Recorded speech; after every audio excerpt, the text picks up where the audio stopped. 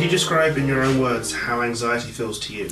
I've heard it feels weird to different people. For me, I get this tight muscle feeling from about my abdomen, chest, all around the back. And, you know, if I'm going to go somewhere, I'll just end up just sort of curled up on the floor with my arms like this, just bent over. And I can't move, I can't go out the house. Everything just seems like a big cloud. And I sort of feel so lightheaded. I feel like I'm literally falling forwards. Like I'm falling forwards, like I'm going to pass out, but I haven't. I'm just sort of like, ooh. It is a really awful feeling. I don't know anything like it. I was going to get blood tests and stuff to see if there was anything wrong with me because of the pain, you see, because it's just, you get this horrible coarse pain through your muscles and you just feel numb and you feel dizzy and you feel like you could pass out and just spike at any second, like the pain's going to take over your brain and just sort of like give up, and you just... Well, I pass out quite a lot, and you know, that causes me injury because I'll fall over, or I won't remember how I've hurt myself or where I've fallen. Just sort of things like that, really. And in what colour do you see the day Tuesday? Tuesday? Oh, for some reason I thought blue. I don't know why, blue. Maybe it's because of depression or depressingness. I don't know, from being anxiety-ridden. Depression to me feels like a big weight on your shoulders. That doesn't let up no matter what you do. So you could be playing your favourite game, or hanging out with your best friends in the world, or working really hard and distracting yourself, or just plain up laying in bed. It doesn't let up. It doesn't feel any better no matter what you do. And sometimes if you go on medication, or if you get therapy, that feels a little better sometimes. But ultimately, you have days where what you want to do is just lie in bed and do nothing, and then you feel bad for doing nothing, and kind of no matter what, all you do is just it's just in the back of your mind constantly, like something that's nagging your thoughts.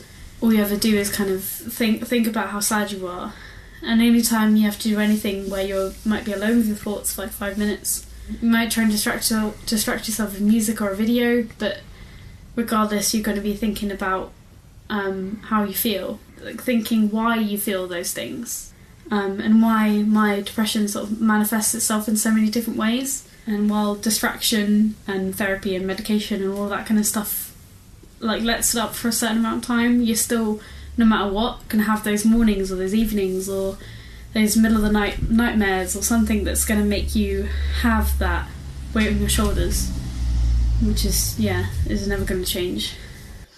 And what colour do you see the day Tuesday in? Tuesday, I'd say Tuesday's blue.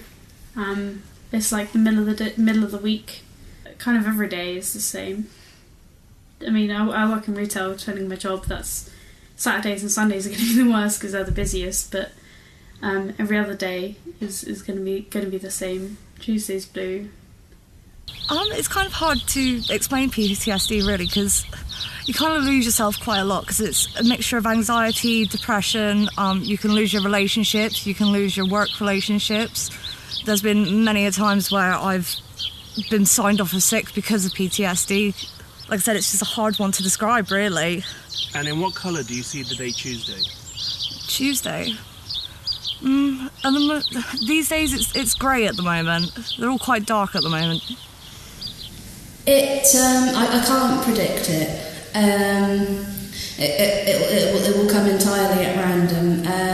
It manifests in, say, heart palpitations.